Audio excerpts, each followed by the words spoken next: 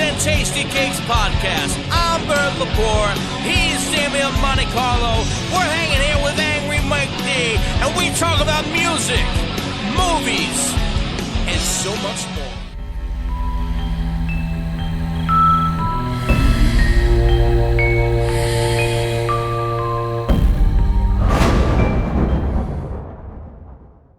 All right, we're back with another episode of Mixtapes and Tasty Cakes. This is Halloween edition, first Halloween episode. This one we're going to talk about this essential vampire movies. Since I don't know, I think when you think of horror, scary movies, you know, the iconic ones, Dracula is usually the first one that comes to mind, and probably kickstarted the whole genre of the vampire Dracula horror films. So I don't think we've ever done this. So we haven't done total vampire. There's one or two that we mentioned before. Yeah, but doing different segments and stuff. Yeah, I mean the vampire genre is definitely huge. It's been huge for a long time. Folklore for a long time. They said it's like a European thing more than anything. I think that's where it came from. But yeah, I know. Yeah, so it's not a top 10. It's just a list of some of them. It's just there's no particular order. We're just going to give our thoughts on a bunch of them. So yeah, let's start off with Damo. Damo, you pick first. Doesn't matter what order. Yeah, I guess to kick off the list, you got to start with the original. Actually, the original vampire movie, I'll go with Nosferatu, because that was before Dracula, and it was based on the story of Dracula, and it was a silent movie. I think it came out in I don't know the 22. 22, yeah, 1922. 1922. And I heard they're doing a remake of it, and they're going to kind of keep it as true to the original. Yeah, it's crazy. The movie came out 101 years ago. That fucking makes me think of a movie like that. That's insane to think that, but yeah. If you haven't seen the movie, you've definitely seen the pictures or stills, pictures of it. I mean, it even for that time period, it is pretty creepy looking. And it was a German made film, but it was based on the story of Dracula. And it came out maybe 10 years prior. Right. The, Universal Dracula movie that everyone knows, but yeah, I mean, I think that's probably where you would want to start. But I would actually like to see a version of that, because I watched it a couple weeks ago, and I wish they would have kind of updated a bit with because it's a silent movie. At least have updated music, something that's more. I think I think maybe you guys should do a score for it with your Monte Carlo band. And, what? There's probably. I mean, it's probably that movie's got to be in public domain. I'm thinking. It is. Mike, I was just ready to say that. I think it's public domain, and I would not be surprised if there's people that have posted on YouTube with updated music or something. So it's not a bad idea, though. Why not? If it's very good idea. You could have a bunch of people fucking doing their own edits of it. That's good idea, Mike. Yeah. Never thought about that. If it's public domain, anything goes. It's funny because I seen pictures of that movie, and I never really watched it, but I took a few glimpses at some stuff just to get a little familiar with it, and I was kind of almost hypnotized by it, just the visuals and everything. Yeah. And I'm definitely going to go out and watch this whole movie, because I think it's probably a must see. Yeah, I would say so. Any of those early movies, I think there was certain charm to them. When I was younger, my grandfather was into all that stuff, and he would try to get me to watch that. And I was like, I had no interest in it, But now, I just put on. I was watching The Mummy the other night, and last week I put on Wolfman or one of the Bride of Frankenstein. Great. That's great. So they're all that shit's great. Classic, Let me tell you, my grandfather had the 8mm of those silent films and stuff like that. Oh, wow. So we still got them. They're somewhere in my house of all those there's a Dracula. I think we had a Mummy and a Frankenstein. Mm-hmm. And when I was kids, he used to whip out the reel every once in a while, and my friends would come over and we watched them. Yeah, it's pretty cool. So, looking at Nosferatu, 1922, directed by, I'm going to screw up a lot of these names, but directed by F.W. Manu, if that's the way you say it. Screenplay by Henrik Gallen. Silent film starring Max Schreck as Count Orlok, Gustav von Wagman as Thomas Hunter, Greta Schroeder as Ellen Hunter, Alexander Granach as Knock, which Knock is pretty much the Renfield character, sort of, you know what I mean? So it's and the plot just pretty much talks about I don't know, Orlok's looking to buy fucking land or whatever. It's really close to Bram Stoker's Dracula. It's so close they got sued by it, from what I understand. Yes, yeah, and the wife won. Bram Stoker's wife actually won. I told Mike the other day, I'm like, she got sued. I'm like, they thought about that back in the day of rights and stuff. That's crazy. I'm sure they do. Yeah, I mean, 1922. Yeah, but I would have thought in 1922, that people were on it. Yeah. Yeah, I mean. And Mike, you were mentioning something about it was a German director, right, or something? I know Dame said like there was supposedly like there's a lot of like occult stuff, like real occult stuff going through like the imagery and stuff like that, from what I understood. Well, there's one part where they showed a sheet of paper with some stuff. All but you know what though? I mean, it was like it's actually close to the other one. Like it's like almost scene for scene. And a lot of these stories are the same. They're really close. That's what we'll go through. That a lot of it kind of stays true to the original Bram Stoker version, But so let's move on. What's up? Well, they also made a movie about that too, about the character. Well, the guy who played Nosferatu. I forget what it was called, but William Dafoe played him or something? Max. If it's Count Orlok, it's Max Schreck. Right, but they made a movie. I think it was. It wasn't too long ago either. It was something of Empire or whatever, but I believe it was William Dafoe played. Oh yeah, I know that one you're talking about. Yeah, I know the one. And if I'm going to go watch the other one, I got to watch that one too. So, right. All right. Well, let's move on to another pick, Mike. Throw one out there. I mean, hell, why don't we just go to? Was it 1931? Is it? Yeah, 19. Yeah, for the original Dracula. Let's talk about that. Which is very close to the Nosferatu, but it had the original character names in there, and of course we had real audio on that, and real acting.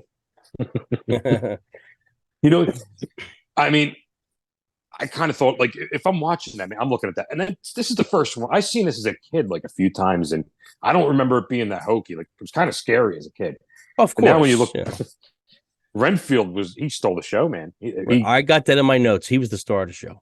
Yeah, he was the star. That was the introduction of the classic Dracula Universal monster look. stuff. And all Yeah, that. That was like the suave Dracula. Played by Bela Lugosi. Perfect, man. You want to add anything to this, Damo? Nah, I mean, Mike pretty much said it. I mean, Bela Lugosi.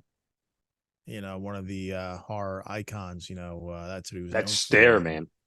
Great, fucking great. Yeah, the eyes, and So he created the persona. Going through the cast here, Bela Lugosi is Count Dracula, Helen Chandler is Mina Seward. If I'm saying these names wrong, but whatever. David Manners is John Harker. Dwight Fry is Renfield, who is definitely the star of the show. And that you recognize the name. Edward Van Sloan is Van Helsing. Recognize the name? Who? Dwight Fry? Yeah. Alice Cooper, The Ballad of Dwight Fry. Oh, yeah, here you go. Yeah. See, now you know the song's about fucking Renfield. Guess what? I never even put two and two together until just now. Yeah, Damo gets a point. Yeah, look at the big brain on Dame. The big brain on Dame. Love it. You good? Yeah, pretty good. Pretty good, Damo. Bram Stoker's novel, it's already been filmed without permission for the Nosferatu, right? So, like Mike said, they got sued. The wife won. But Universal bought the rights for $40,000. Back then, that had to be a lot of money. You know what I mean? Probably like $500,000 back then. That's like Count Dracula money. Yeah. So Universal paid $40,000 for all the rights to novels and stage plays. So they would have exclusive rights to the Dracula character. And Bela Lugosi, man, his facial expressions were great. He was good. Good. I actually watched it again today, and cool. It was definitely cool. I want to go back, like Dame said, and watch some of those old Universal. There's probably a lot of gold in there great. now. They're great. Yeah. Yeah, there's going to be stuff that looks cheesy to us now, but it doesn't matter. It's the charm of it, right? It's the charm. That was one of my first Halloween costumes too. Oh, I'm sure The everyone. Bela Lugosi Dracula. Yeah. I thought you were going to tell me, what's his name? Leslie Nielsen, Saturday the 14th. You were tell me that wasn't Leslie Nielsen, was it? I think it was. I think so. Yeah. I think so. No, that was what's his name? Leslie Nielsen. No, it was Leslie Nielsen. Who that played the vampire? No, he was in it. That was the guy from The Hangover that played the vampire. Then maybe he played somebody else, but he was in it. I can't think of his name either. But remember, I don't think Leslie Nielsen was in that. No, you're right, Mike. He wasn't. Oh, I'm wrong. Yeah, Bert, you're thinking of Dead and Loving It. I think so. Yeah. Okay, maybe that's the one I'm thinking of. Yeah. I don't even remember that. Okay, so who played Dracula in that Saturday the 14th? Richard Benjamin, maybe. I don't know. No, it was the guy from The Hangover. I can't remember his name. The father. Honestly, I know who you're talking about. Okay, yeah, that guy. I don't recognize any of these names. Yeah, but I mean, going back to the 1931 movie, very cool. Universal, that was the beginning for the Dracula franchise for them, and that probably was first, right? Was that before Frankenstein? I'm not sure. If not, I always think those two hand in hand. They all came out around the same time, 31, 32, 33. They all came out around the same time. Right. And that's still like, I mean, if you look at a lot of the clothes that me and Damien wear, we have that stuff on all the time. It's either Dracula, Universal, Monsters.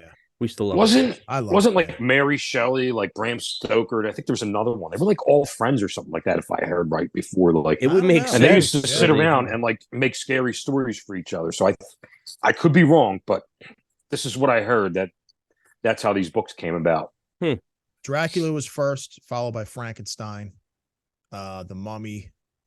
Then there was like the Invisible Man, the Bride of Frankenstein, Werewolf in London. That was 35. There was a lot of Dracula's Daughter, 36. There's the Wolfman. That was not until 41. And we didn't even get into like the Abbott and Costello meet Dracula or anything like that. Just a ton of good stuff there, you know what I mean? Which would be great to rewatch. Universal put out all those. I'm looking at a list. I want to watch all of them now. Like they're going to be on my list. Yeah, my favorite was the creature from the Black Lagoon. Yeah. I remember that, but I don't remember the movie. Like I don't remember like the whole. I would like to rewatch it. I think I want to. It was actually pretty good. Anyway, you know what? It's funny. I looked this up maybe a few months ago when I rewatched it again a few months ago. They never made a remake of that movie. Really, I could see Rob Zombie making. I could have sworn there was like a TV one though. Like when I was a kid. Well, there was a sequel they made, but it came out a couple years after that. But they were going to make a remake, and I forget some big star was going to be in it. And they halfway through it, they just stopped it for some reason. But all right, well let's move on to something that came out in 1998. Let's move on to Blade. Notable names from the cast got Wesley Snipes, who plays Blade, who's a half vampire, a daywalker who hunts vampires, which is kind of weird, right? Highly skilled martial arts, equips himself with vampire weapons, who's made by Chris Christopherson, if I say Chris right. Christopherson, yeah. Chris Christopherson, who plays Abraham Whistler, that guy. And it's pretty much his mission is them to get together to fight off the vampires, because his mother, she got bit by a vampire, I guess, before he was born. And kind of plays into that, Yeah. She died giving birth to him. So, right. So Stephen Dorff plays Deacon Frost, who plays a great character. Yeah, he was good. Great. Like, he's always a good, like, odd little villain guy. Yeah. Mm-hmm. It goes to the story with anything with power. You got the young guys coming up and wanting to do stuff their own way and changing the old system.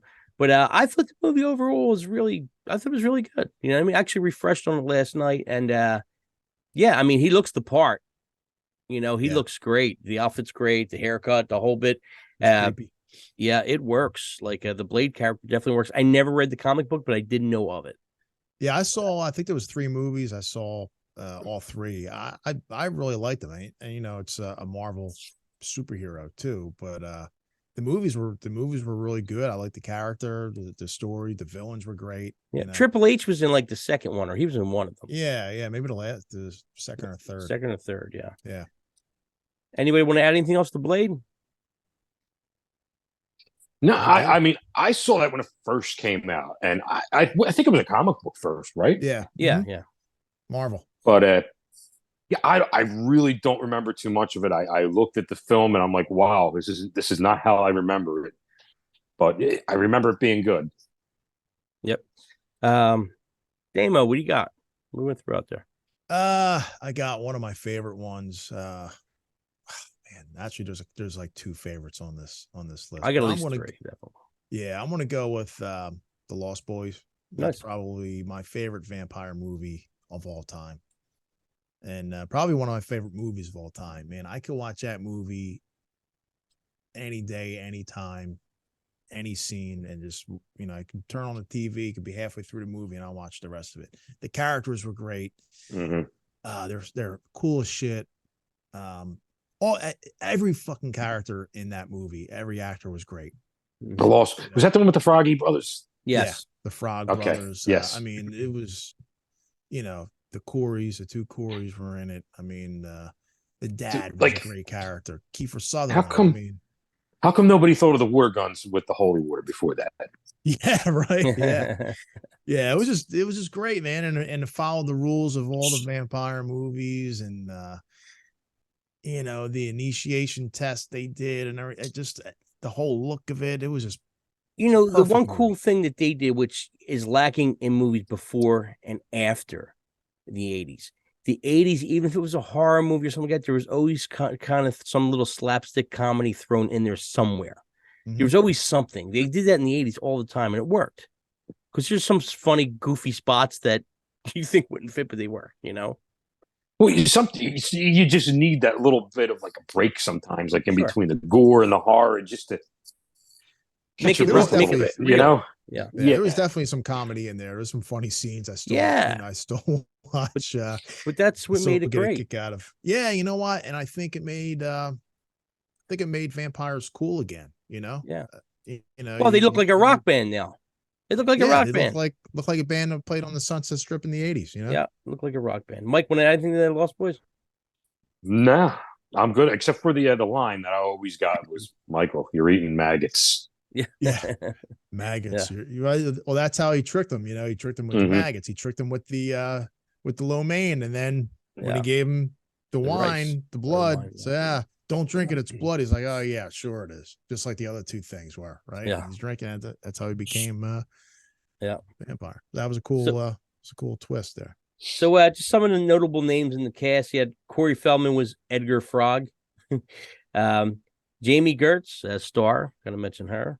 And then, of course, you had Jason Patrick as Michael, Corey Haim as Sam, Keith Sutherland as David Powers. Keith Sutherland, fucking one of his greatest characters ever. He was great in that. Mm-hmm. He's just a creepy actor all around. He's just great. He's good in everything. Yeah, he was but perfect. He's great. Yeah. The look was perfect. Everything was just perfect. Brooke McCarter as Paul, Billy Worth as Dwayne, Alex Winter as Marco. Alex Winter was also Bill and Ted, right? Yep. Huh. Really? I didn't know that. He was in that? Yeah. He's the small kid with the curly hair, small guy. Wow. I didn't learn something new. And it's basically I learned a lot new. the two brothers move with their mother in, I guess, LA or whatever it is. And, Santa Clara. Yeah, exactly. Santa Carla. Santa Carla. The murder capital of the world. And, Michael hits the boardwalk and he meets Star. Michael's really Star's victim. That's what's supposed to happen. David's wants Star because they're not full vampires yet. And Right. Michael neither. Michael never becomes a full vampire. But, but Star, it was supposed to be the victim. Michael was supposed to be Star's victim. And that plays into the whole thing. And of course, we have the wonderful Tim Campello, saxophone player. Yeah, I was like, I thought you were going to forget about him, and How can you forget about Tim Campello? You cannot forget the sexy sax player, Tim Campello. I still believe.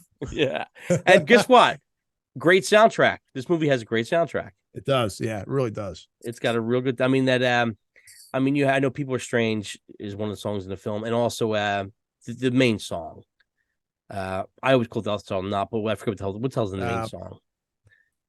Everybody knows it, but it's Yeah. fucking Lost great. Boys. You know, I don't think it's called Lost Boys. It's got nah, no. it's No? We all know the name. I yeah, can't we think know of that. it. We know the song. And how about yeah? How about the I thought there was a song called Lost Boys. Oh, there might Wasn't be. there? There Lost might be. Boy. But Dun, dun, dun. it wasn't No. like that. And then there's the Cry Little Sister. Cry Little Sister. And there's also the Little song that sister. Lou Gramm did too, from Foreigner. That I had no idea that it was Lou It's Lou Gramm Gramm. singing until a couple years ago. Yeah, it's a great soundtrack. Like it's like the second top song in that movie. But yeah, soundtrack was great. Soundtrack was great. The cast was so good. I mean, it's definitely one of my favorites. There's like 3 on this list that are like 3 of my favorite movies in general. Definitely 2. You know, yeah. I mean, it's if anybody hasn't seen it, it's a must. It's a must see, and you know, it fits with the whole. It was perfect for that time. I mean, really perfect for that time. All right, Mike D, what you got? All right, you got any dates on there, Bert? Fright Night, 1985. That's what I was going to say. How do you know? You read my mind. I'm Dracula. I'm Yes. reading your mind.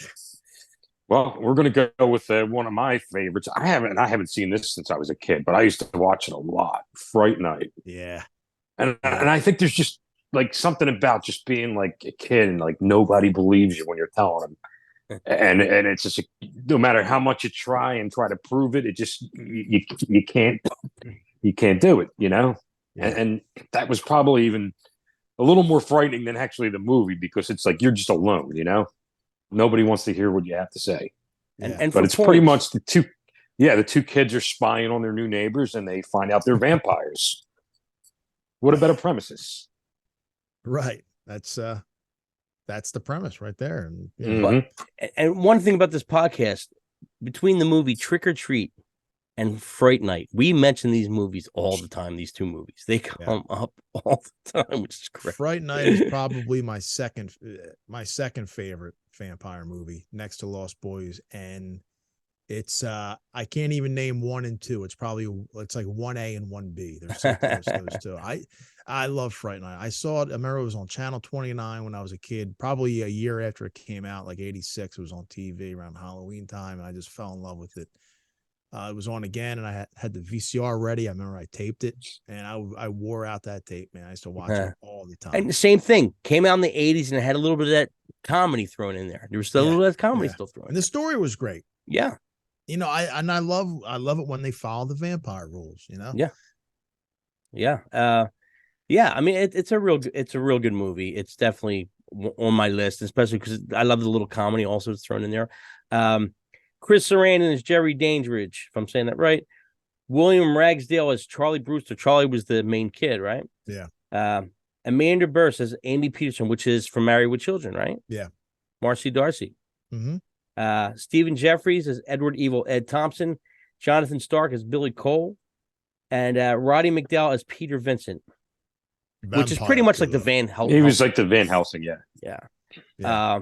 But yeah, I mean, the plot of that is, you know, pretty much the kid watches the vampire show with Peter Vincent or whatever, and then he gets this guy that moves in next door to him, and something looks shady, and he's, you know, normal kid chicks. We would all be like, who's that? You know, you had the one lady down the street that everybody's like scared of going across the street. Everybody had that, you know, and it's like, no, don't go there. And usually they're fine, but it's like, yo, that's that house, dude. Go to that house. There was always that, you know, it's that creepy guy lives there. Yeah. Uncle Eddie lives there. Don't go there. Now I'm the creepy guy, you know.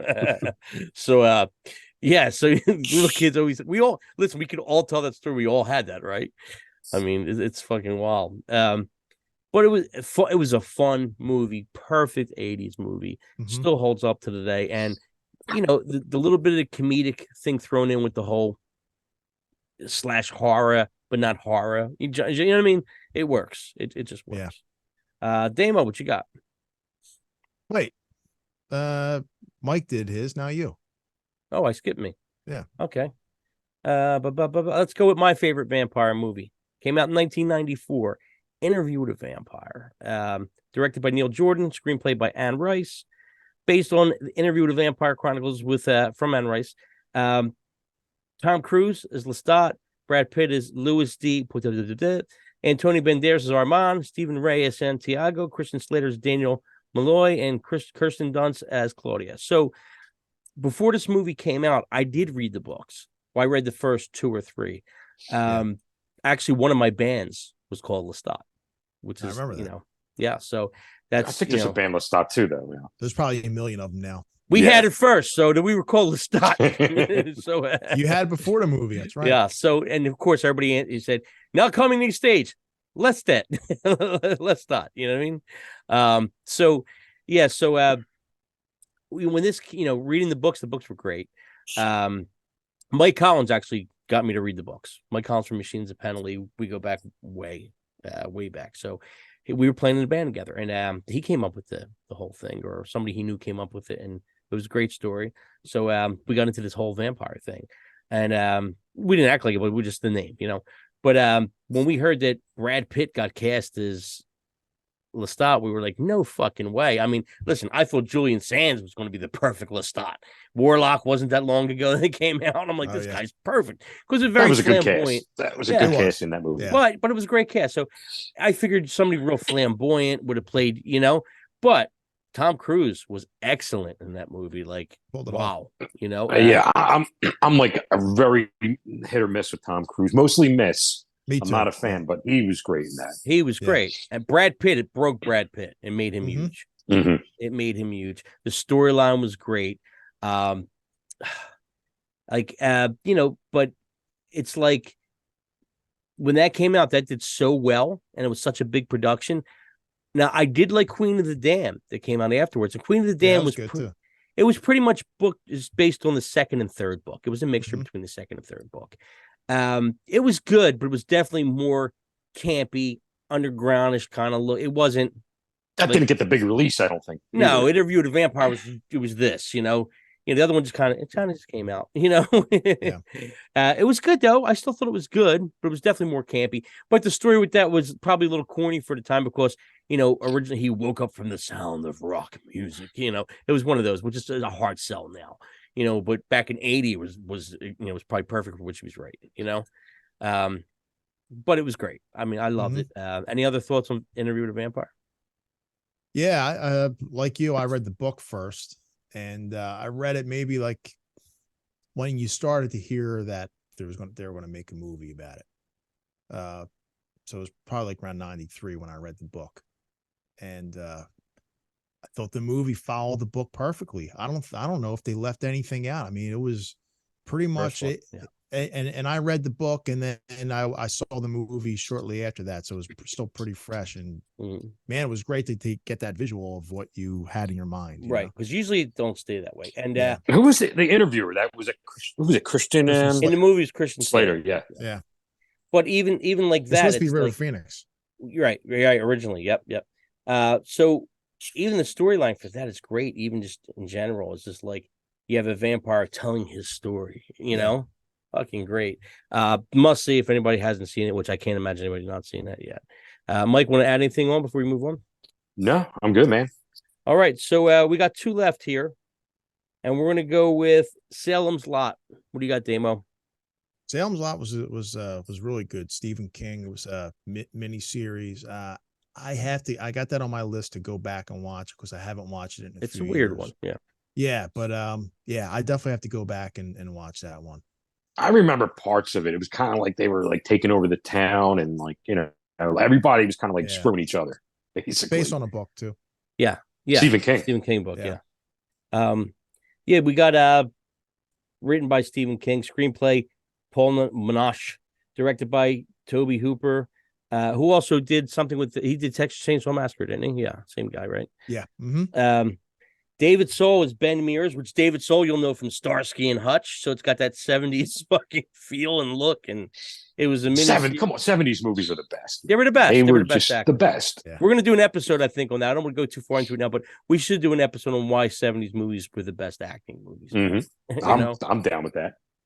So anyway, James Mason, another great actor, as Richard Straker, which is pretty much, him and fucking Borlo, which is the vampire, are pretty much partners with it. You know what I mean? So that story is just talk about this, the town that they're going into. Ben Mears is an author. He comes back to a crazy town of, these vampires. And and the character looks more like Nosferatu than a Dracula He does, character. yeah.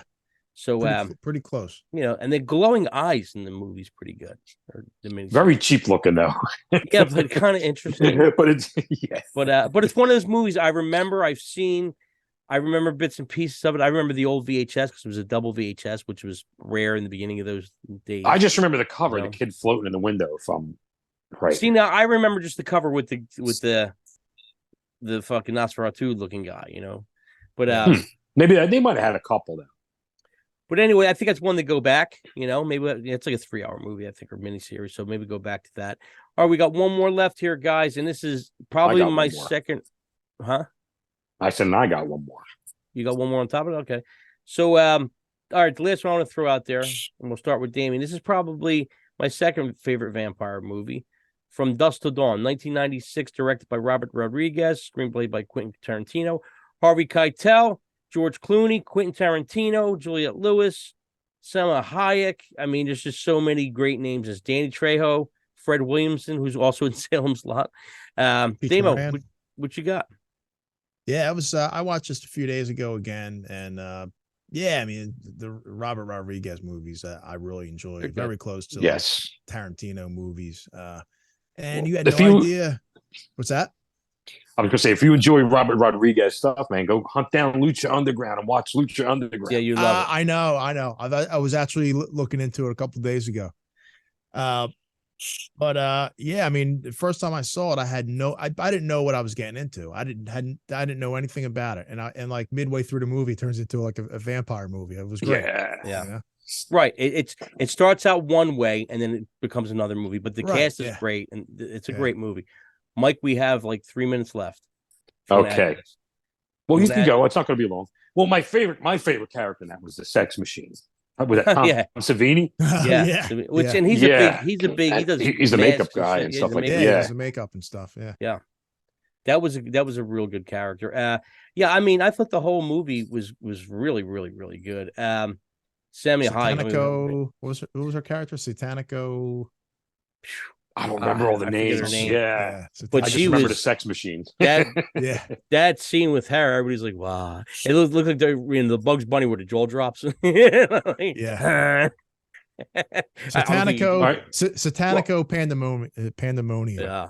Pandemonium or something. But real quick before we go into Mike, it's like, and it's, it pretty much starts off with you got these two brothers that are like fucking robbers. You know what I mean? Yeah. They try and hold up a liquor store or whatever. And then, they hijack fucking a preacher or whatever the deal that, that Harvey Keitel's character was.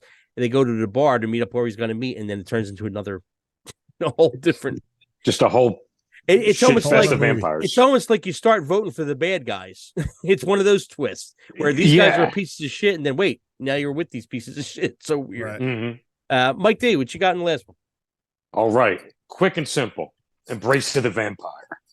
I don't know if I know that. Yeah, I don't know. You don't know. Oh, come on. It's from Who's the Boss? Alyssa Milano. That's all you need to know. Then I got to find. Oh, where she's kind of naked in there, right? Yeah, you don't even know anymore. Embrace of the Vampire. I know the pictures. Yes. Okay. I know the pictures. Yeah. All right. And that's my last 2 cents right there. All right. I'll check this one out. No need to say anymore. Okay. I remember the pictures. I never seen the movie. IMDb. It's all about Alyssa Milano. IMDb gave it a 4.3 out of 10 stars. So not bad. I give it a 10 out of 10 for Alyssa Milano. Yeah. Yep. Now, before we go off here, we got like a minute left here, so I'm going to just run through other notable vampire films and TV series. True Blood, great series. That. Definitely had its own identity, right? Yeah, it jumped the shark after season 3 or 4, though. But first couple seasons. John Carpenter's Vampires. That's another one. Near Dark is an odd one. That's an interesting. Dark Shadows. That's another great one. Let the Right One In is another one of my favorite ones. I had to watch that. I have it on my list. So good. Yeah. It's so good. American Horror Story, the hotel season with Lady Gaga. Great. I never seen Buffy the Vampire Slayer, but I would go back. I heard the TV show was actually good too, but I never watched it. That hotel one ended up being vampires. I didn't know that. Yes. I kind of missed like the last few episodes or something of that. Yeah. Yep. I thought that was the serial killer one. It was mixed in.